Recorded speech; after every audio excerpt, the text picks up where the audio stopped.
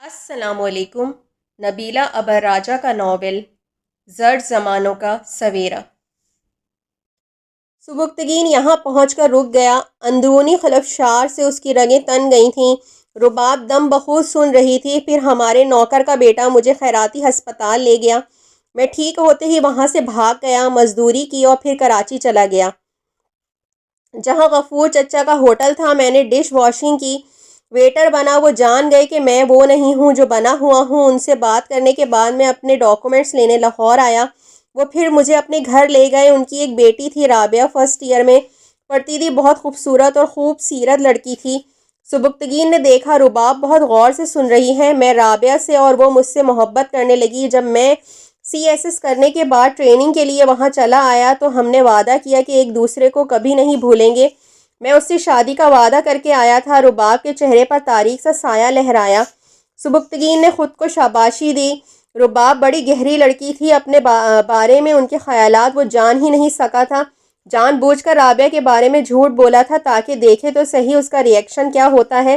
اس کا یہ وار کامیاب رہا تھا۔ پھر وہ نازا کے بارے میں بتانے لگا، اس کے ساتھ اپنی شادی کے سلسلے کا بتایا، اپنی پسندیدگی کشیدن گول کر گیا۔ رابعہ کیسی تھی؟ جب وہ خاموش ہوا تو رباب نے پوچھا۔ بہت حسین تھی، یہ گھٹنوں سے نیچے بال، پتلی کمر، غلافی آنکھیں، میدے سی رنگت، متوازن ناک، وہ شبنم تھی، چاندنی تھی، خوشبو تھی، بہار تھی۔ وہ آنکھیں بند کیے جس سے بولا۔ رباب کے اندر کسی نے جیسے توڑ پھوڑ سی مچا دی۔ آپ نے اس کے ساتھ شادی کا وعدہ کیا تھا، اس کا کیا ہوا؟ وہ کمال ضبط سے کام لیتے ہوئے مسکرائی۔ ہاں، شادی کا وعدہ کیا تھا۔ اس نے میری شادی کا سن کر خودکشی کرنے کی کوشش کی تھی۔ خواب آور گولیاں کھا لی تھیں، بڑی مشکل سے جان بچ سکی اس کی، اور میرا نہ پوچھو، بہت برا حال تھا۔ اسے اسٹریچر پر پڑے دیکھ کر میرا جی چاہا میں بھی اس کے ساتھ مر جاؤں۔ اس کے بغیر میرے لیے زندگی بے معنی تھی، بے رنگ تھی۔ اس نے مجھے جینا سکھایا تھا۔ غفور چچا کے میرے اوپر بہت احسانات تھے، بلکہ ہیں، میں ان کا بدلہ اتارنے کی سوچ رہا ہوں۔ اس نے کنکھیوں سے رباب کے دھواں دھواں ہوتے چہرے کو دیکھا۔ آپ جب اسے اتنا چاہتے تھے تو پھر اس کے ساتھ ہی شادی کر لی ہوتی، وہ تڑپ کر بولی۔ میں مجبور ہو گیا تھا، وہ غضب کی اداکاری کر رہا تھا۔ مجبور اور مرد مجبور تو عورتیں ہوتی ہیں، وہ تلخی سے بولی۔ میں مجبور تھا، یقین کرو، ہانی اور سلجوق کو شاید وہ میرے اور اپنے درمیان پسند نہ کرتی۔ میں خود بھی ان دونوں کی وقتی ذمہ داری اس کے اوپر ڈالنا نہیں چاہتا تھا کیونکہ وہ بہت نازک ہے، کہاں 2 بچوں کو سنبھال پاتی۔ تم تو کمال کی لڑکی ہو، اسٹوڈنٹ ہوتے ہوئے بھی اتنی پھرتیلی ہو، جبکہ رابعہ تو کسی کام کو ہاتھ بھی نہیں لگاتی تھی۔ میں نے بھی اس سے وعدہ کیا تھا کہ تمہیں شادی کے بعد کسی کام کو ہاتھ نہیں لگانے دوں گا۔ اس کے ہاتھ بہت نازک اور گداز ہیں، گلاب کی طرح، بلکہ وہ تو خود ہی سراپا گلاب ہے۔ تم نے ولیمے پر جو سوٹ پہنا تھا وہ میں نے اس کی پسند پر اس کے لیے لیا تھا، بارہا اسے اس ڈریس میں دیکھا تھا۔ خیر، اس کے لیے اور لے لوں گا، ڈونٹ وری اباؤٹ اٹ۔ اس کے لیے تو میری جان بھی حاضر ہے، میں تو ہوں ہی اس کا، وہ مزے سے کہہ رہا تھا۔ رباب اندر ہی اندر جیسے گہرائیوں میں گرتی جا رہی تھی۔ تو یہ ہے تمہارا اصل روپ، DSP سبکتگین انصر گیلانی۔ رابعہ ہے وہ ہستی جس نے تمہیں پیش قدمی سے روکا ہوا ہے۔ تم نے پیش قدمی کی بھی تو اپنے مطلب، اپنی غرض کے لیے، تاکہ سچ جان سکو۔ تم مجھے ہانی اور سلجوق کی آیا بنا کر لائے تھے۔ اسے شادی کے بعد کسی کام کو ہاتھ نہیں لگانے دو گے۔ میں نے کیا قصور کیا تھا؟ کیا میں تمہیں گری پڑی لگتی ہوں جو تم نے دن رات مجھ سے نوکرانیوں کی طرح کام لیا؟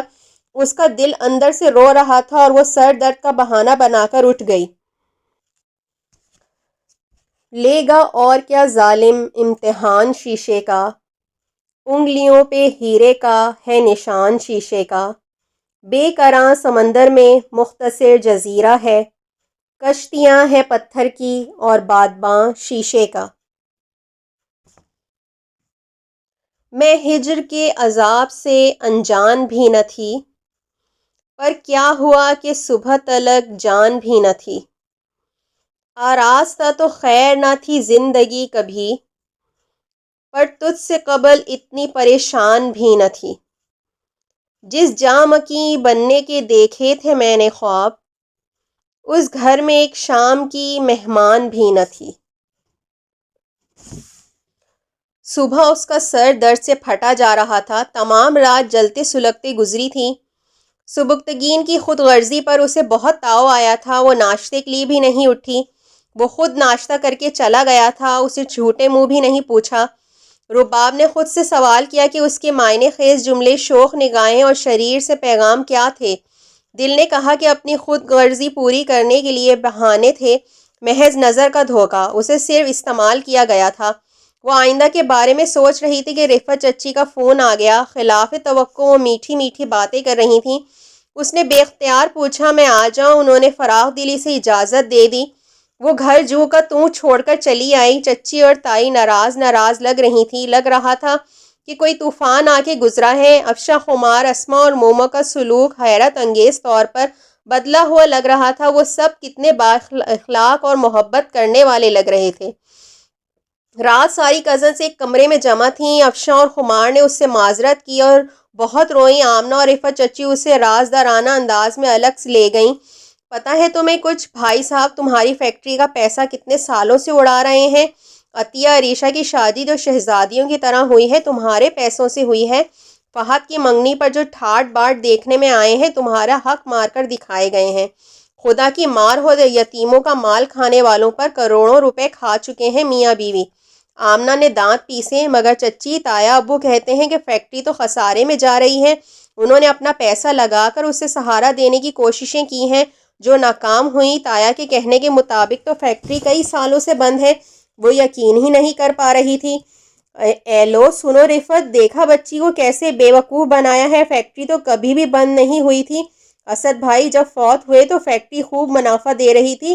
بھائی صاحب نے پھوٹی کوڑی بھی خرچ نہیں کی ہے، الٹا تمہارے پیسوں سے تجوریاں بھرتے رہے ہیں۔ تم بھائی صاحب سے اپنا حق مانگو، ہم سب تمہارے ساتھ ہیں، خود کو اکیلا مت سمجھنا۔ چچی نے اسے سینے سے لگا لیا۔ آج اسے بہت اطمینان محسوس ہو رہا تھا۔ رباب تم سے ایک بات کہوں، برا تو نہیں مانو گی؟ آمنہ چچی نے اس کی پیشانی چومی تو وہ شرمندہ ہو گئی۔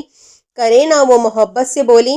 بیٹا سبکتگین کے پاس افشاں اور خمار کی میڈیکل رپورٹ ہے، تم وہ ہمیں لا دو۔ کیسے کہوں، تم سے شرم آتی ہے؟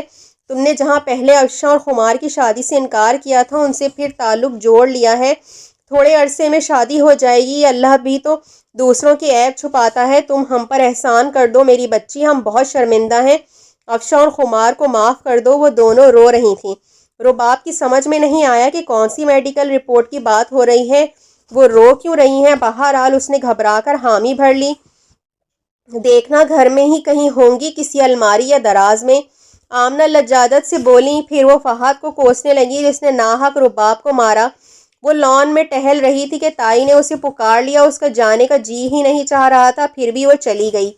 کب سے انتظار کر رہی ہوں، ٹیبل سجا کر آؤ، کھانا کھا لو، کتنے دنوں بعد تمہاری صورت نظر آئی ہے۔ تائی نے کرسی گھسیٹ کر نکال کر دی۔ رباب کو ایک اور شوق لگا، ٹیبل بھری ہوئی تھی۔ ان چڑیلوں نے خوب تمہارے کان بھرے ہوں گے، مگر یاد رکھنا انہوں نے جو کہا وہ جھوٹ ہے۔ تم یہ لو فیکٹری کی چابیاں اور جا کر دیکھ آؤ خود اپنی آنکھوں سے، اللہ ہمیں اپتیوں کا مال کھانا نصیب نہ کرے۔ تائی بین کرنے لگی۔ رباب ہک دک رہ گئی۔ چابیاں اس کے ہاتھ میں تھیں اور تائی بری طرح رو رہی تھیں۔ مجھے پتہ ہے تم ناراض ہو فہد کی وجہ سے، پر یہ ان ہرافاؤں کی وجہ سے ہوا ہے۔ بڑی پارسا بنی پھرتی تھیں۔ تم مجھے افشاں اور خمار کی میڈیکل رپورٹ لا دو، دیکھنا پھر کیسے تمہاری بے گناہی ثابت ہوتی ہے۔ میری بچی تو حوروں کی طرح پاک ہے، فکر نہ کرنا، دیکھنا تہمت لگانے والوں کا حشر کیا ہوتا ہے۔ تم بس مجھے میڈیکل رپورٹ لا دو۔ یہاں بھی میڈیکل رپورٹ کا چکر تھا۔ اس کا ذہن بالکل معاف ہو رہا تھا، وہ کیا کرے۔ پھر اس نے تائی کی بات ماننے کا فیصلہ کر لیا، کیونکہ وہ اس کی بے گناہی ثابت کرنے کی بات کر رہی تھیں۔ رباب دوسرے روز مغرب کے وقت لوٹ آئی۔ گھر کا گیٹ کھلا ہوا تھا، ہر چیز ویسے ہی تھی جیسی وہ چھوڑ کر گئی تھی۔ اسے انجان سا خدشہ ہوا۔ اسی وقت فون کی گھنٹی بجی۔ دوسری طرف سلوت تھی۔ تھینکس گاڈ تم آ گئیں، بھائی جان کی حالت کل سے خراب ہے، میں رات ادھر ہی رہی تھی، تھوڑی دیر پہلے آئی ہوں۔ ڈاکٹر میرے سامنے بھائی جان کو دے کر گیا ہے، ان کی دوائیاں سرہانے پڑی ہوئی ہیں، ہر 2 گھنٹے بعد دینا۔ سلوت تفصیل بتا رہی تھی۔ رباب اندر آئی تو دیکھا کہ وہ بے سدھ پڑا ہوا ہے، چہرہ بخار کی شدت سے سرخ ہو رہا تھا، کمرہ بکھرا ہوا تھا۔ اس نے جلدی جلدی چیزیں سمیٹیں اور دوبارہ اس کے پاس آئی۔ سبکتگین کا بخار شدت پکڑ چکا تھا۔ رباب نے ہیٹر بند کیا، پھر اس پر سے کمبل اتارا، اس کی شرٹ کے بٹن کھولے تاکہ اس کا ٹیمپریچر نارمل ہو۔ ساون کا مہینہ شروع ہو چکا تھا۔ 2-3 دن پہلے والی بارشوں کی وجہ سے ٹھنڈک ہو گئی تھی۔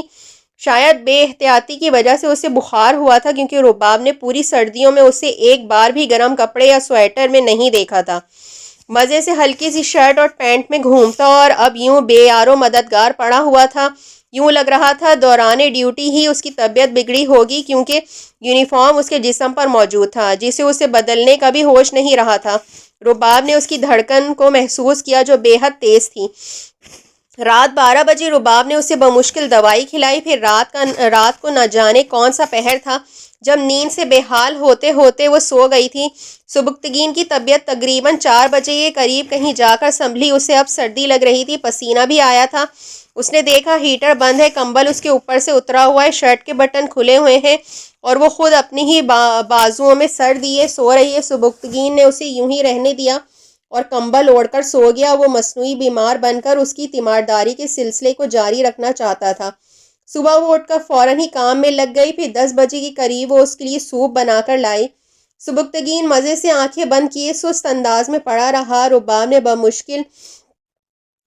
مشکل سے ہٹتے کٹے سبکتگین کو بازوؤں کا سہارا دے کر اٹھایا۔ اس کی کوشش میں اس کے دانتوں پسینے آ گئے۔ یوں لگ رہا تھا وہ کوئی آہنی ٹھوس مجسمہ ہے جسے ہلانا بھی دشوار ہے۔ وہ تھا ہی اتنا مضبوط اور کثرتی جسم کا مالک کہ رباب جیسی لڑکی کے لیے اسے سہارا دے کر اٹھانا جوئے شیر لانے کے مترادف تھا۔ اس جدوجہد میں اس کی سندلی رنگت سرخ ہو گئی تھی۔ اس نے سبکتگین کو سوپ کا باؤل پکڑانا چاہا، اس نے آگے ہاتھ نہیں کیے۔ اس کا مطلب تھا کہ یہ کام بھی اسے ہی کرنا تھا۔ رباب گھر کے کام کاج سے فارغ ہو گئی تھی۔ اس نے سبکتگین کے لیے کالی مرچوں والی بغیر گھی کی مرغی بنائی۔ جب وہ اندر لے کر آئی تو وہ سو رہا تھا۔ رباب نے اسے آہستگی سے ہلایا۔ وہ کمزوری کی عظیم الشان ریکارڈ توڑتا اٹھ بیٹھا۔ کالی مرچوں کی پھیکی مرغی دیکھتے ہوئے اس کا پارا ہائی ہو گیا۔ پھر اسے خیال آیا کہ وہ بیمار ہے۔ کھاؤ سبکتگین گیلانی، یہ بیماروں والے کھانے۔ میرا سر دباؤ، درد ہو رہا ہے، اس نے فرمائش کی۔ وہ کتنی دیر اس کا سر دباتی رہی، پھر ہر 5 منٹ بعد پوچھتی اب آرام ہے۔ وہ ہر بار نفی میں جواب دیتا۔ آخر میں وہ جل گئی۔ اپنی رابعہ سے کہیں وہ دبائے آ کر وہ جل کر بولی تو سبکتگین ہنستا چلا گیا۔ رات وہ اپنے بیڈ روم میں ٹی وی دیکھ رہا تھا۔ رباب کتابیں لے کر پڑھنے بیٹھ گئی۔ چند منٹ بعد ٹی وی بند کر کے وہ اس کے پاس چلا آیا۔ شاباش، میرے کمرے میں آ کر پڑھو، وہ روب سے حکم دے کر چلا گیا۔ رباب کچھ سوچ کر چلی آئی۔ وہ کمرے میں نہیں تھا، بیرونی دروازہ لاک کر رہا تھا۔ رباب نے جلدی جلدی اس کے پرسنل دراز کھولے، ادھر ادھر ہاتھ مارا۔ مطلوبہ چیز سامنے تھی۔ اس نے اشتیاق سے پہلا صفحہ کھولا۔ سب سے اوپر اسی کی رپورٹ تھی۔ اس نے سب کچھ پلٹ ڈالا اور وہ بلو فلم جس میں یہ رپورٹس لکھی ہوئی تھی اس نے نکال کر بیٹھ کے گدے کے نیچے رکھ دی۔ وہ واپس آ رہا تھا۔ رباب بیٹھ گئی، اندر سے دل دھک دھک کیے جا رہا تھا۔ آپ کی تائی چچی اور کزنس تو ٹھیک ہیں؟ وہ اس کے پاس بیٹھتے ہوئے عام سے لہجے میں بولا۔ جی، اس نے جی کہنے پر اکتفا کیا۔ اگلے ہفتے آپ کا ایڈمیشن ہو جائے گا۔ سبکتگین نے اسے خوشخبری سنائی، مگر رباب کو خوشی نہیں ہوئی۔ آپ خواہ اتنا تردد کر رہے ہیں، جب ہمیں الگ ہونا ہے تو یہ احسان کرنے کا فائدہ۔ اس نے بڑی مشکل سے یہ جملہ ادا کیا تھا۔ رباب اسد کمال، تم نے میری بہت مدد کی، ہانی اور سلجوق کی دیکھ بھال کی، میرے گھر کا خیال رکھا، کیا اس کے بدلے میں تمہارے لیے اتنا بھی نہیں کر سکتا؟ گویا احسانوں کا بدلہ تھا، خدمات کا صلہ تھا۔ رباب کی آنکھوں سے 2 آنسو ٹپکے اور زمین میں غائب ہو گئے۔ سبکتگین نے دیکھ لیا تھا، بکھری لٹوں کے ساتھ آنسو ضبط کرتی وہ بہت اچھی لگ رہی تھی۔ اس کے بالوں کی گھنی چٹیاں ڈھلک کر آگے آ گئی تھی، دوپٹہ سرک گیا تھا۔ رباب، تمہارے بال بہت لمبے ہیں۔ وہ غور سے دیکھ رہا تھا، بے اختیار اس کا جی چاہا رباب چٹیا کھول کر اس کے بال بکھیر ڈالے اور دیکھے وہ کیسی لگتی ہے۔ رابعہ سے زیادہ لمبے ہیں۔ اس کے لہجے بے تاثر ہی رکھا تھا۔ معلوم نہیں، میں نے تو کبھی نہیں، ہاتھوں سے چھو کر بھی نہیں دیکھا۔ اف، اس کا دل دھڑک اٹھا۔ تو تمہیں منع کس نے کیا ہے؟ تم حق رکھتے ہو۔ مگر تم نے سارے حق رابعہ کے لیے سنبھال رکھے ہیں، وہ صرف سوچ ہی سکی، زبان سے کہہ نہیں سکی۔ رباب، تم نے کبھی کسی سے محبت کی ہے؟ اس سوال پر اس نے شکوہ کناں نگاہوں سے اسے دیکھا۔ نہیں، وہ ہونٹوں کو بے رحمی سے کچل رہی تھی۔ سبکتگین کا جی چاہا اسے ایسا کرنے سے روک دے، کیا کسی نے تم سے محبت کی ہے؟ ایک نیا جملہ۔ معلوم نہیں، کمال ہے، تم اتنی زبردست سی لڑکی ہو، کسی نے تو تم سے اظہار محبت کیا ہوگا۔ وہ جرح کر رہا تھا۔ میں اتنے ماہ سے آپ کے ساتھ ہوں، آپ نے کبھی مجھ سے اظہار محبت کیا ہے؟ نہیں نا؟ اس لیے کہ میں شاید ترس اور رحم کے قابل ہوں۔ وہ خود اذیتی سے بولی۔ کیا تو تھا ایک بار، اگر یاد ہو تو۔ وہ شریر لہجے میں بولا۔ اظہار محبت یا تفتیش؟ اس نے تڑخ کر بولا۔ دن بہت تیزی سے گزر رہے تھے۔ تائی کے ہاں میلاد کا بلاوا آیا تھا۔ اسے وہ میڈیکل رپورٹس بھی یاد آ گئیں جو 2.5 ماہ سے وہیں پڑی ہوئی تھیں۔ اس نے اٹھ کر انہیں شولڈر بیگ میں ٹھونسا۔ جب وہ وہاں پہنچی تو بے اختیار ماضی اس کے ذہن میں لہرانے لگا۔ جب وہ چھوٹی تھی تو امی میلاد کے روز اسے ساٹن کا چوڑی دار پاجامہ اور سفید ٹشو کا کرتا پہناتی۔ ہاتھوں میں موتی کے سفید گجرے ہوتے۔ وہ سجل آپی کے ساتھ مل کر خوشحانی سے پڑھتی۔ ڈالو ڈالو نبی جی کو درودوں کے ہار، پہنو پہنو نبی جی کے درودوں کے ہار۔ پھر جب وہ ہائی اسکول میں آئی تو قصیدہ بردہ شریف اسے پورا زبانی یاد ہو چکا تھا۔ اس کی آواز میں اتنا سوز و گداز ہوتا کہ سننے والوں کی آنکھیں بھیگ جاتی۔ آج بھی مائک سب سے پہلے اس کے حوالے کیا گیا۔ ہر طرف ایک مقدس سی خاموشی طاری تھی۔ نعت پڑھتے ہوئے وہ پوری طرح اس ماحول میں غرق تھی۔ آخر میں تائی اماں نے ہمیشہ کی طرح دعا کی اور کہا کہ ہمیں یتیموں کے مال کی حقوق کی نگہداشت کرنی چاہیے۔ ان کا مال ظلم و زبردستی سے نہیں کھانا چاہیے۔ یتیموں کا مال کھانا جہنم کی آگ پیٹ میں بھرنے کے مترادف ہے۔ وہ قرآن و حدیث کے حوالے دے رہی تھی۔ رباب شان کے ساتھ واپس آ گئی۔ آج وہ کتنے مہینوں بعد جائے نماز پر کھڑی ہوئی تھی۔ جب وہ اللہ سے ناراض ہوتی یا کسی سے جھوٹ بول لیتی تو نماز پڑھنا چھوڑ دیتی تھی۔ آج وہ بارگاہ الہی میں کھڑے ہوتے ہوئے بہت شرمندہ تھی۔ وہ کیوں اس سے آزمائش کے موقع پر ناراض ہوئی تھی؟ جھوٹ نہ بولنے کے باوجود کیوں اتنا عرصہ اس کی قربت سے خود کو محروم رکھا؟ کتنی بڑی سزا تھی یہ! وہ تو الحم سے والناس تک پیار ہی پیار تھا، محبت ہی محبت تھا۔ دعا مانگنے سے اس کے اور بندے کے درمیان رابطہ رہتا ہے۔ دعا مانگنا، جھولی پھیلانے کے بعد اپنے آنسو اس کی رحمت کے حوالے کرنے کے بعد انسان سمجھتا ہے کہ پہلے وہ ایک چھوٹی سی ندی تھا جو اب ایک بحر بے قرار میں شامل ہو گئی ہے۔ وہ ندی ہی ندی تھی، بحر بے قرار میں شامل ہونے سے محروم تھی۔ کتنی کنجوس تھی وہ، کتنی گھٹیا تھی وہ! اس نے ذرا سا آزما کیا لیا؟ اس نے پیٹھ ہی موڑ لی۔ اپنے رب کو منا لے۔ کسی نے دل کے اندر سے سرگوشی کی، اللہ میرے پیارے اللہ، میری طرف دیکھ نا، میں خالی جھولی لیے بیٹھی ہوں۔ مجھے سب نے رندہ درگاہ قرار دے دیا ہے، کیا تو بھی میرے ساتھ ایسا کرے گا؟ پھر میں کس در پر جاؤں گی؟ وہ جائے نماز پر سر پٹک رہی تھی۔ ہجوم غم سے جس دم آدمی گھبرا سا جاتا ہے تو ایسے میں اسے آواز قابو پر نہیں رہتا۔ وہ اتنے روز سے فریاد کرتا، چیختا اور بلبلاتا ہے کہ جیسے وہ زمین پر اور خدا ہو آسمان پر، مگر احساس بھی ہوتا ہے کہ اس کی چیخ رکنے سے پہلے ہی خدا کچھ اس قدر نزدیک سے اور اس قدر رحمت بھری مسکان سے اس کو تھپکتا ہے کہ اس کی بات سنتا ہے کہ فریادی کو اپنی چیخ کی شدت، صدا کی بے یقینی پر ندامت سی ہونے لگتی ہے۔ اسے سجدے میں پڑے محسوس ہوا جیسے وہ نیند میں چلی گئی ہے اور خواب دیکھ رہی ہے کہ تائی رقیہ، تایا، چچا، چچی آمنہ، رفعت چچی، افشاں خمار، لکی، شانی، جنید، فہد سب زنجیروں میں بندھے اس کے سامنے کھڑے ہیں۔ پس منظر میں آگ جل رہی ہے۔ وہ ہڑبڑا کر خود بخود جاگی تھی۔ تمام جسم پسینے کی حدیں توڑ کر بے قرار تھا۔ ایک زوردار سسکی اس کے لبوں سے خارج ہوئی، پھر تو دریا جاری ہو گیا، دل موم ہو گیا۔ اللہ، اچھے اللہ، بس اور دکھ نہیں چاہیے، اپنی شفقت بھری آغوش میں چھپا لو، میری جلتی تڑپتی روح کو سکون بخش دو۔ وہ پھوٹ پھوٹ کر رو رہی تھی، پھر اسے اپنی آواز پر کوئی قابو نہ رہا۔ لگ رہا تھا ساری کائنات اس کے ساتھ رو رہی ہے، تڑپ تڑپ کر، سسک کر، ایک نظر کرم کی بھیک مانگ رہی ہے۔ اللہ، میرے اللہ، اچھے اللہ، میرے پیارے اللہ! ہچکیوں کی سسکیوں آہوں کے درمیان روتے ہوئے وہ بلک بلک کر تکرار کر رہی تھی۔ جائے نماز پر وہ بری طرح سر پٹک رہی تھی۔ سبکتگین کو اندیشہ ہوا کہیں وہ خود کو زخمی نہ کر لے۔ اس نے آہستگی سے اسے چھوا، اس کی حالت میں کوئی تبدیلی نہیں آئی۔ سبکتگین نے اسے زبردستی کھڑا کیا۔ رباب، اللہ نے سن لی ہے، وہ بولا۔ رعب الہی سے لرزیدہ رباب کو اس نے بمشکل تمام قابو کیا اور اندر لایا۔ اس نے کئی بار اسے آواز دی، پر وہ ہوش میں ہوتی تو سنتی۔ تمام رات وہ اس کے سینے سے لگی سسکتی رہی۔ اللہ، اچھے پیارے اللہ! سبکتگین کو کسی بھی گستاخی کی جرأت نہیں ہوئی۔